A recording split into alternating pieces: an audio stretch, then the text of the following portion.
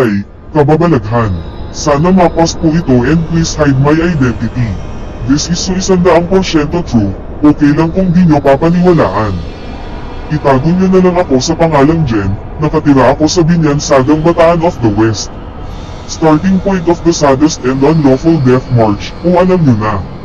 Way back 2015, nung tahakin ko ang buhay bilang college student dito sa isa sa pinakakilalang school sa buong lalawigan namin at isa sa pinakamatandang school. I choose ROTC as an STP dahil gustong-gusto ko talagang maging army noon. So back to story, nag-orient kami noon sa isa sa mga room sa school nun regards watch matters at kung ano-ano pa at sinabi sa amin na kailangan pumasok kami before 7 AM kapag nag-start na ang regular class, so basically kami palang mga watch ang mauuna sa school. Explain ko pala muna yung itsura ng school namin. Ito ang pinakamatandang hospital sa lalawigan namin project pata ni dating Presfem at ngayon naging school na ewan ko kung bakit, haha. Sa paligid nito ay napapaligiran ng maraming puno, kung sa aerial view ay ang itsura nito at yung daan sa gitna yung magsisilbing daan papunta sa kabilang part ng hospital, 4 na floor ang taas at maraming kwarto gawa nga na dati itong hospital, ang kalahating part ay hindi ginagamit at nakasarado para hindi mapasok ng mga estudyante pero madami pang mga gamit ng hospital, aparates, etc. Hindi ko alam ang kwento kung bakit ayaw ipagamit yung kalahati pero maganda pa ang mga gamit. Back to story, nag-umpisa na ang regular class nun, June 2015, maaga akong pumasok nun dahil nasa watch ako at yun ang habiin sa amin, ang quarters pala namin ay nandun pa sa basement sa pinakadulo pa.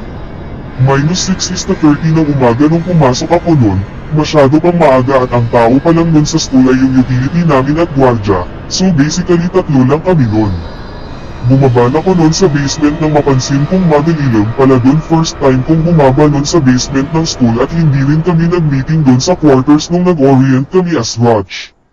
Oo nga pala sa basement din na yun, dun daw dati yung morgue at hindi ko talaga alam yun. Naglalakad na ko nun papunta sa quarters ng madaanan ko yung isang kwarto na malaki, bigla akong nalamig sa part na yun kahit wala namang hangin gawa nga na basement yun. Di ko pinansin at pinagpatuloy ko na lang ang paglalakad.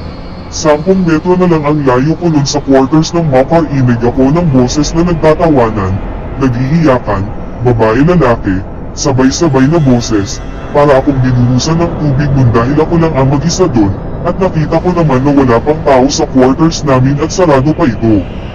Dali-dali akong tumakbo nun, mangiyak-iyak ako sa takot nun, at natapat na naman ako dun sa malaking kwarto napakalamig sa part na yun.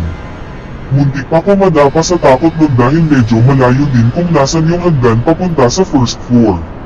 Saktong pag-akyat ko nung nasalubong ko yung kabudi ko na saktong pababa na sana sa quarters, itago na lang natin siya sa pangalang Riz. Nagtataka siyang nagtanong kung bakit daw ako tumatakbo at sino na daw ang mga tao sa baba. Nagdahilan na lang ako na may kukunin at sinabing mamaya na lang kami bumaba pag andin na yung mga masayad sa amin. Nabunutan ako ng tinik ng mga oras na yun, buti na lang may kasama na ako.